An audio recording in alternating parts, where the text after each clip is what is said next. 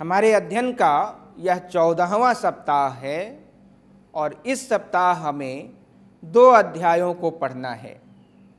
पहले अध्याय में हम नगेंद्र की इतिहास दृष्टि की चर्चा करेंगे और दूसरे अध्याय में रामस्वरूप चतुर्वेदी की इतिहास दृष्टि पर हमारी चर्चा केंद्रित होगी।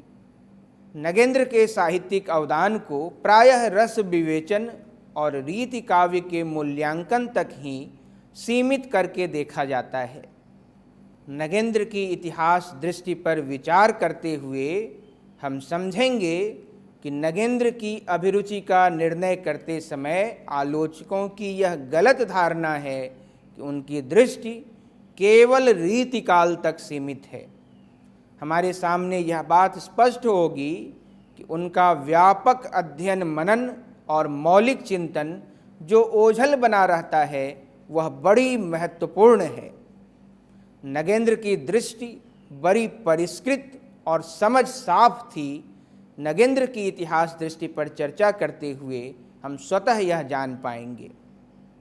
दूसरे अध्याय में हम रामस्वरूप चतुर्वेदी की इतिहास दृष्टि को समझेंगे और यह चर्चा करेंगे कि आचार्य रामचंद्र शुक्ल के बाद रामस्वरूप चतुर्वेदी दूसरे ऐसे आलोचक हैं जिन्होंने हिंदी साहित्य का इतिहास लिखने की चुनौती असल में स्वीकार की है। हिंदी साहित्य के इतिहास लेखन की न केवल उन्होंने चुनौती स्वीकार की बल्कि हिंदी साहित्य और संवेदना का विकास लिखकर इस चुनौती को सिद्ध करके भी दिखा दिया।